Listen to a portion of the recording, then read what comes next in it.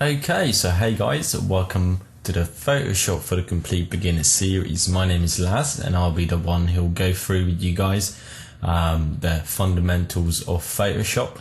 And probably if you're watching this series, you look something like this, and hopefully by the end of this series, you're gonna look something more like that when you see this Photoshop sign. Hang on, I can't draw. Oh, that's not much better. Anyway, you're gonna look something like this instead of like this. Now, for those of you who don't look like this or something similar, when you see this Photoshop sign or when you open it up, then I would advise you to probably go ahead and skip the first couple of parts, because you're going to go through it very slowly and for the beginners. So I don't want to lose anyone throughout the beginner stages. So without any further ado, let's go ahead and get started. So the first thing you're going to do, I'm just going to close this, and hopefully you're not terrified, but probably you are terrified when you see all these things here. Okay, now the main goal of this series is going to be that we're going to go through some theory as well as practical lessons. We're going to go through some of the very basic tools at first. We're not going to go into details and so on, and then we'll go ahead and apply them basic tools and knowledge that we gathered throughout the beginning parts and apply it to some practical sessions. Okay. So the first thing I want to make sure that everyone does when you open up CS6 is that on the top right around here, make sure that you left click and then set it to Essentials. And in case you changed anything around, make sure you also go ahead and hit Reset Essentials, okay? And what this will do is it will reset your workspace to the standard workspace, and hopefully this way you'll be able to follow along, okay? So the first thing we're going to do is actually we're going to go ahead and create a new image. Okay, so you're just going to go to File and then New, and this little window will pop up. Okay, now here you can set the size of your image, and for those of you who doesn't really understand pixels and so on, I do have a tutorial explaining what pixels are, so I'll probably put up a link, an annotation where you can go ahead and click that, and if you want to find out more about it, you can go ahead and watch that video. Anyway, if you go to presets, as you can see, I have some presets that I already saved for myself. And you can also go ahead and go to US paper or international paper, photo, web, mobile, blah, blah, blah. Probably the most useful one is the international paper. You can go ahead and click that, and as you can see, a little size option will pop up here where you can go ahead and pick your size. So if you need to make, let's say, a flyer, then you know that you will need probably an A4 or an A5 or an A3. Probably for a flyer you would need an A5, okay, or an A4 for a picture. Everyone really knows what an A4 size page looks like, okay. And then the width and height, as you can see, this will change to millimeters when you go to A4, but you can also go ahead and change back to pixels. So roughly you can tell an A4 size page is roughly 2408 pixels by 3500. Okay, so resolution, as you can see, this is pixels per inch. And again, if you don't understand pixels, make sure you go ahead and watch that tutorial. I'd recommend if you work for web and so on applications, I'd use at least 300 pixels per square inch. Probably for print at least 150. Okay, so we'll just go ahead and make an A4 page with 300 resolution. Okay, and then we're going to go ahead and click OK. As you can tell, our page popped up, which is all good and great. And I don't want you to worry about all this stuff over here. Okay, just ignore all this stuff for now. We're going to go through the tools here, and I'll walk you through some of this bit as well. So the first thing we're going to go ahead and do is you can go ahead and click this little icon, and as you can tell, your little tool bar here will change, or you can go ahead and click it back and so on. You can also go ahead and in the file you can open up images and so on, but we'll go through all these later on, and same with edit, image, layer and so on. We'll go into these more details later on down the line. What I want you to focus on for now is this second bar here. So what this does is kind of like a sub menu for the tool that you're currently selected. So if I go ahead and click my move tool, as you can tell, a little sub menu will pop up here with the options for your move tool. If I go ahead and select my paintbrush, which is this one, as you can tell, a little sub menu will pop up here where I can go ahead and change my brush size and so on. Okay, I know it's all terrifying at the moment, but you guys will get all familiar with this later on. Okay, so the first thing we're going to do is we're just going to go ahead and make some shapes. Okay, so the first thing you're going to do, this is the move tool where you can go ahead and move stuff around your page. The second one is the rectangular marquee tool. So if you left click and drag, a little sub menu will open up here where you can go ahead and change it to elliptical or so on. We'll just go ahead and select the rectangular marquee tool. And then if you go ahead and left click and drag on your page, as you can tell, it will make a little square for us. So once I let go, it will make a selection. Okay, now what selection means is it basically this selection is now our working space. So whatever I do inside here will appear, and whatever I do outside here will not appear. Okay, so this is very important. So now that I select this, what we're going to do is we're going to go ahead and select our paint bucket tool, which is this one. And in case you have the gradient tool, that you shouldn't do, if you left click and drag again, paint bucket tool and let go, it will select that. Okay, and we're going to go ahead and pick a foreground color, which is at the moment is black, that you can see here, and our background color is white. So I'm going to go ahead and click this little square, and as you can see, my color picker will come up for the foreground color, and I'll go ahead and just pick a red color for now. Okay, and then click OK. Now once I have that, as you can see, I have a little paint bucket near my mouse, so that tells me that I'm on this tool. Now once I have that, I'm going to go ahead and click inside this box. Well, let's go ahead and first try outside and see what happens. Okay, and as you can see, nothing happened there, and the reason for that is because basically all this area is now locked because we still have this selection going on. Okay, so if I click inside, as you can tell, it will only fill in this area. Let's go ahead and make another shape. So let's go ahead. If I press Ctrl D on my keyboard, then it will deselect my current selection. Okay, so if I press Ctrl D, as you can see, it disappears. You can also make it disappear, I think, by pressing Q on your keyboard. Nope, that's not it. I don't know what they've done. Oh, it made a mask. We'll go into them later on. So let me just undo that. So you can also undo things with Ctrl-Alt-Z on your keyboard, or you can also go to Edit and Step Backward, okay, and that will basically undo what you just messed up. So I'm going to deselect this with Ctrl-D, then I'm going to go ahead and select my elliptical marquee tool and go ahead and drag one out. And if you hold down Shift, it will make a nice circle for us. Okay, so I'm just holding down Shift and left clicking and dragging. And then again, I'm going to go ahead and select my paint bucket, which is G on your keyboard if you want to learn shortcuts, that you should do because it will speed up your workflow. So I'm going to go ahead and pick another color for this. I'll make this one black. Okay, and fill that one. And then again, press Ctrl D to deselect. Now if you go ahead and pick on Move tool, okay, and make sure that Auto Select is turned on, so you can tell if I try to move these, I can't do that because all these are on the same layer. Okay, so what we need to do to be able to move these objects around to be separate from the page is to have it as a new layer, but we'll go through layers later on down the line. We're not going to go through that at the moment. So next what we're going to do is, let's say for example I want a circle inside here, a white circle. So let's go ahead and select my rectangular marquee tool again, and I can just go ahead and hold down Shift.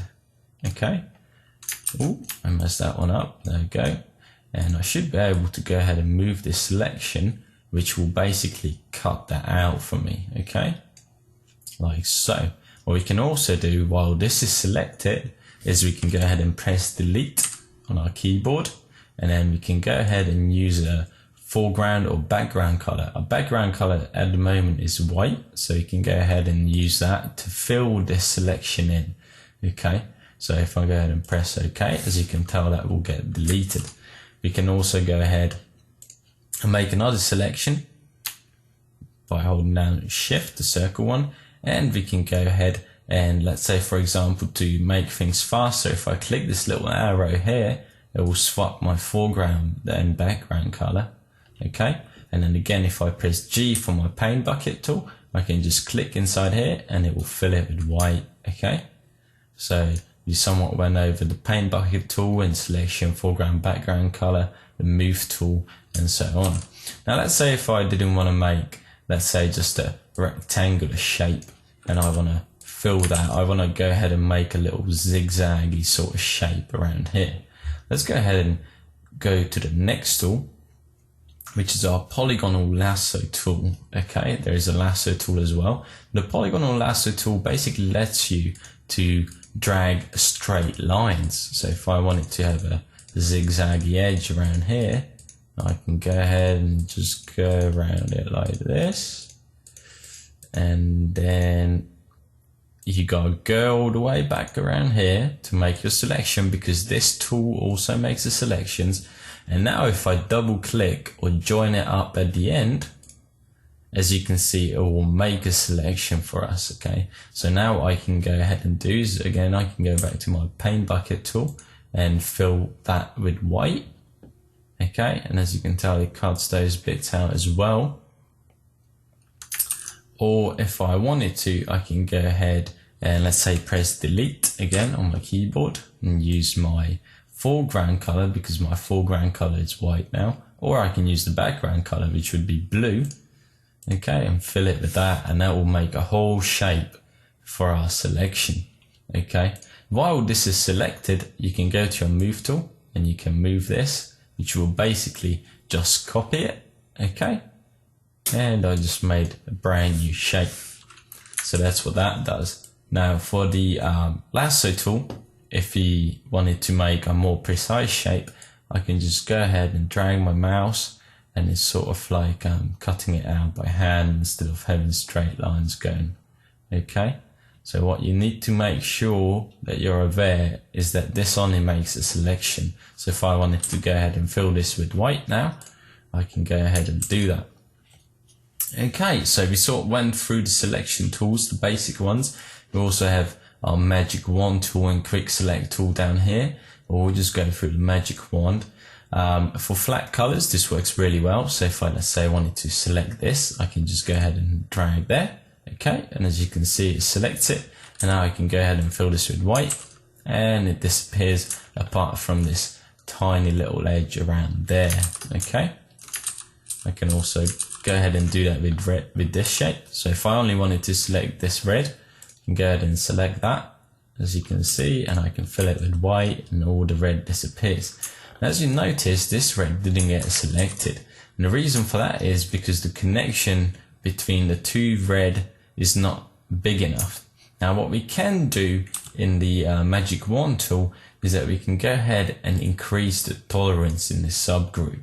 So if we increase that to, let's say, for example, 100, and then deselect and reselect it, as you can see, it now selects that line as well. So if I go ahead and use my bucket tool now, it still didn't select it. I thought it did anyway.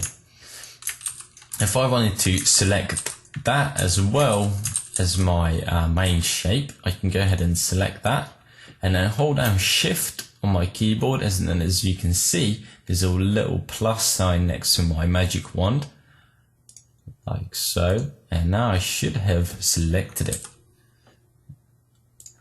And make sure that you also paint bucket this shape as well. There we go, that might have been the problem. Let's go ahead and try to get rid of that white line, or the red line. That's not going to happen. So let's say we did want to get rid of this red line as well. How are we going to go on about that? Now there are many ways. As you can see, you can use a different rectangular tool. So I can just go ahead and select all this and then paint it in with white, and make sure that I do click on the red. So this is the bad thing with the paint bucket tool, that you gotta make sure you click on the line that you want to fill in. Okay, so as you can see, this is a bit painstaking.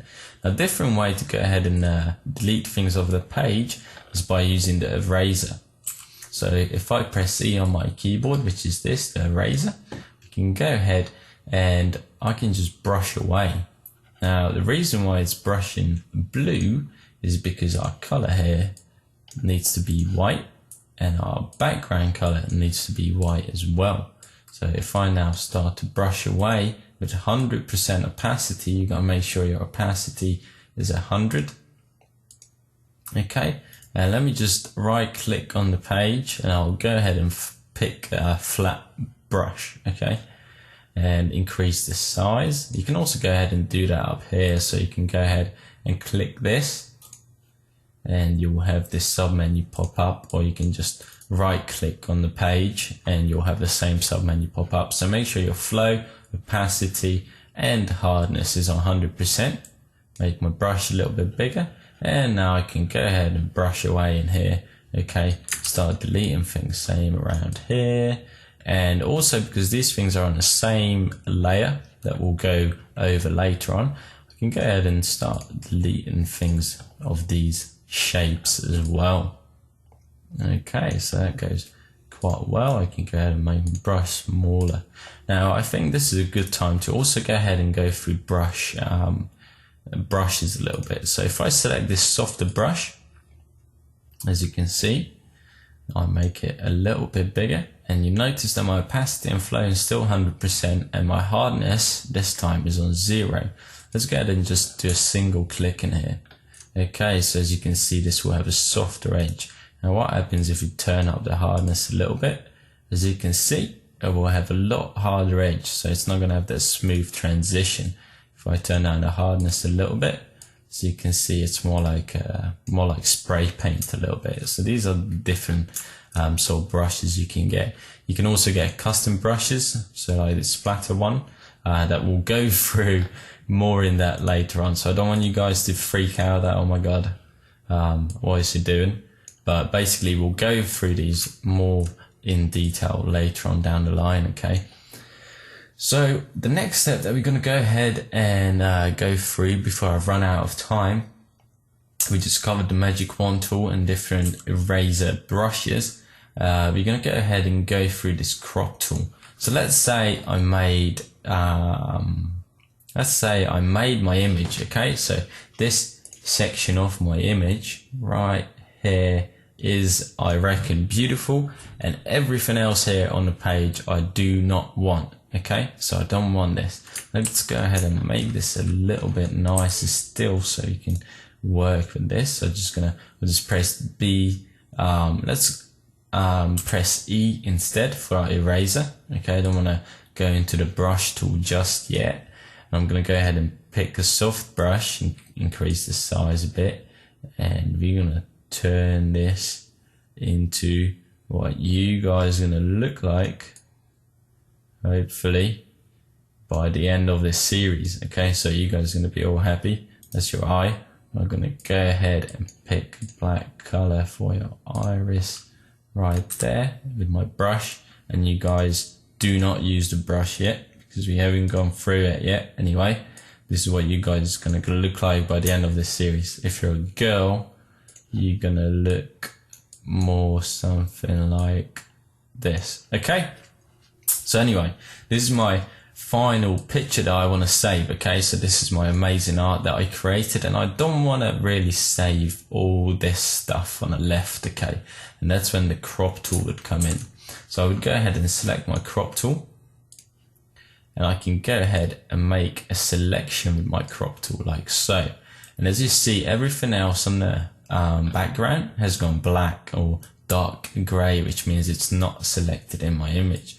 So now I can go ahead and adjust this by dragging these little things on the side, and I made my selection. And now what I can do is, if I press enter, as you can see, it will get rid of everything else on the page, and it will also resize your initial size of your art. So if you remember, we made an A4 page at the beginning, and now if you have a look and go to image and go to image size or canvas size instead, as you can see, if you remember, the width was 2500 and the height was 3500. Now that we cropped it, our image is a lot smaller. Okay, so I want you guys to remember this, because this is really important, that when you use the crop tool, you don't just cancel everything out on a page and your page will be the same size. But what's going to happen, it will crop your page so your actual artwork will be less than or a lot smaller than what your art was, unless obviously if I crop half of it, then if I crop half, don't crop it, I only want to crop half on my page, obviously then my page will be half as big as it initially was. Okay, so I want you guys to be aware of this.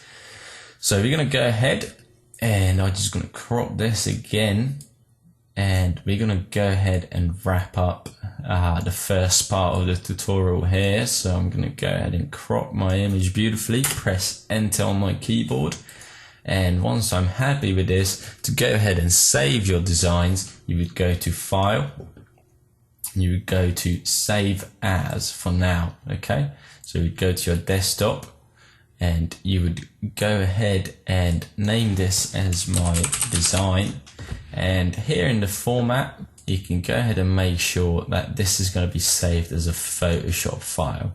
Now what this will mean is that when you go ahead and open this up again, you'll be able to go back and work on your file. We'll go ahead and go through all these other formats later on down the line, but when you want to save something to go ahead and be able to come back and work on it, you save it as a PDF.